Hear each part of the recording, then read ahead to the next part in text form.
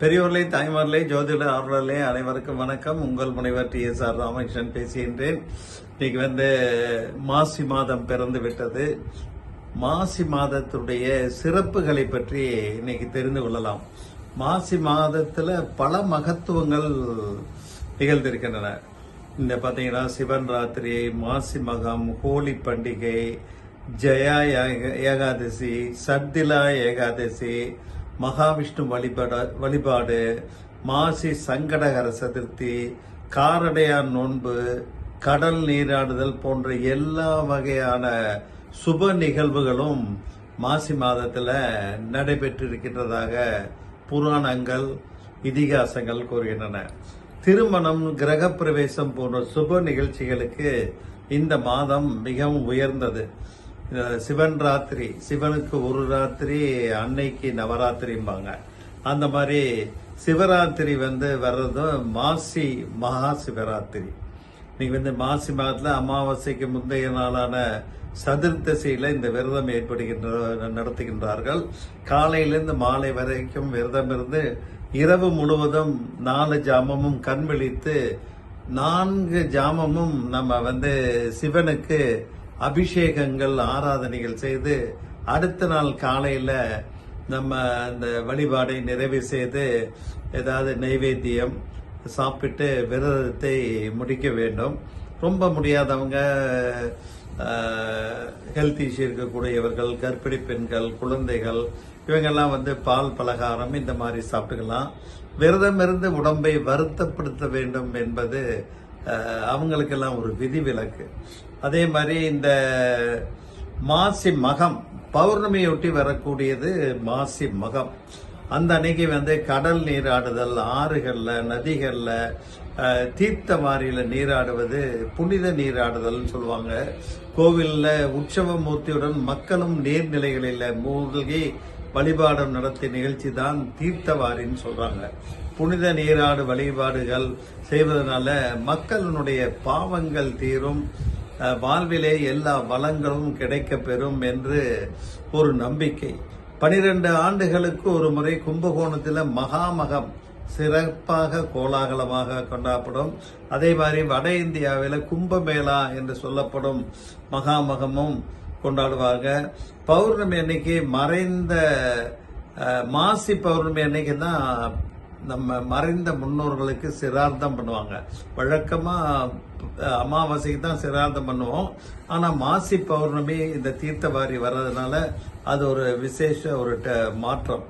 ஹோலி பண்டிகை மாசி மாத பௌர்ணமி தினத்தில் தான் வட இந்தியாவில் ஹோலி பண்டிகையும் கோலாகலமாக கொண்டாடப்படும். பல வகையான வண்ணப்பொடிகளை மக்கள் ஒருவர் மீது ஒருவர் தூவி மகிழ்ச்சியை ஆடிப்பாடி ஷேர் பண்ணிக்கிறாங்க. திருமாலின் பக்தனான பிரகலாதனை அவரின் சந்தை இரண்யகசிபு கொல்ல பல வழிகளிலும் முயன்று கொல்ல முடியவில்லை. இதனால தீயினால் அழிவில்லாத கொடிய கணம் படைத்த ஹோலிகா அப்படிங்கிற ராட்சசியின் மூலம் கொல்ல நினைத்தான். அதன்படி பிரகலாதனை தன் மடியிலே இருத்தி கொண்டு தீக்குள்ள ஹோலிகா தேவி போயிட்டு வந்தாப்புல. அப்பவும் இறைவன் திருவருளால் பிரகலாதனை தீ ஒன்றும் செய்யாது, ஹோலிகாவை எரித்து சாம்பலாக்கியது. இதுதான் அந்த ஹோலி பண்டிகையினுடைய தாற்பயம். ஹோலிகாவினுடைய துன்பங்களிலிருந்து விடுதலை பெற்று மக்கள் பல வண்ணப்பொடிகளை எல்லோர் மேலேயும் தூக்கி வீசி ஆடி பாடி மகிழ்ந்தார்கள். அதனாலதான் ஹோலி பண்டிகையினுடைய முக்கியத்துவம் கஷ்டங்கள் தீரவும், சங்கடங்கள் நீங்கவும், துயரங்கள் போகவும், நல்ல மகிழ்ச்சியும் செல்வ வளமும் எல்லாம் பாக்கியம் கிடைப்பதற்காகத்தான் இந்த மாதிரி பொடிகள் எல்லாம் தூவி விளையாடுறது வழக்கம். அதே மாதிரி மாசி மாதம் மகாவிஷ்ணுவிற்கான மாதம். இந்த மாதம் முழுவதும் மகாவிஷ்ணுவை துளசி தலம் கொண்டு அதிகாலையில அர்ச்சித்து வழிபாடு செய்தால் துன்பங்கள் நீங்கி இன்பங்கள் பெருகும். அதே போலதான் மாசி மாதம் அந்த சங்கடகர சதுர்த்தியில விநாயகர் வழிபாடு செஞ்சீங்கன்னா எல்லா தோஷங்களும் நீங்க நல்பேரினை பெறலாம். அதாவது சங்கடகர விரதத்தினுடைய தொடங்குபவர்கள் மாசி சங்கடகர சதுர்த்தியிலிருந்தோ ஆவணி மாத சங்கடகர சதுர்த்தியிலிருந்தோ துவங்குவாங்க. அப்பதான் விநாயகர் பெருமானுடைய அருள் விரைவாக கிடைக்குமா. ஷட்டிலா ஏகாதசி. மாசி மாதத்துல வரக்கூடிய தேய்பிறை கிருஷ்ணபட்ச ஏகாதசி ஷட்டிலான்னு சொல்லுவாங்க. ஷட் என்றால் 6, திலா என்றால் எள்ளு. இந்த தினத்துல எள்ளினை உண்பது, தானம் அளிப்பது, ஹோமத்திலே பயன்படுத்துவது என 6 விதமான பயன்பாடுகளை எல்லை கொண்டு நாம் செய்ய வேண்டும். இந்த ஏகாதசி விரதத்தினை பின்பற்றினால் பசி துயரம் நீங்கும். அதே போல உணவு பஞ்சம் ஏற்படாது. அன்னதானத்தினுடைய சிறப்பினை இந்த ஏகாதசி உணர்த்துகிறது. பசுவை கொன்ற பாவம், பிறர் பொருள்களை தேடிய பாவம், பிரம்மகத்தி தோஷம் போன்ற பாவங்களையும் ஷட்டிலா ஏகாதசி விரதத்தினை கடைபிடிப்பதால் நம்ம அதிலிருந்து நிவாரணம் பெற முடியும். ஜெயா ஏகாதசி மாசி மாதத்தில் வரக்கூடிய வளர்பிறை சுக்லபட்ச ஏகாதசி ஜெயா ஏகாதசி ஆகும். இந்திரனின் சாபத்தின் காரணமாக பேய்களாக தெரிந்த புஷ்பவந்தி, மால்யவன் ஆகிய கந்தர்வர்களை தங்களையும் அறியாமல் இரவு விழித்திருந்து அவர்கள் இறைவனை சரணாகதி அடைந்ததால் அவர்கள் அந்த பேய் வடிவிலிருந்து நீங்கி அவர்கள் தேவர்களாக மாறினார்கள். அதனாலதான் இந்த விரதத்தை பயன்படுத்தினால் இறைவனுடைய நட்பேரினாலும் நல்ல கதியினாலும் அனைவருக்கும் நல்ல பலன்கள் உண்டாகும், மோட்சம் கிட்டும். மாசி பௌர்ணமி அன்னைக்கு உமையவள் காளிந்தி நதியிலே தாமரை மலர்ல சங்கு வடிவத்திலே தோன்றியதாக ஐதீகம். சிவபக்தனான தக்ஷன் சங்கினை தொட்டவுடன் குழந்தையாக மாறி தாட்சாயினி என்ற பெயரில் வளர்ந்து வருகின்றார்.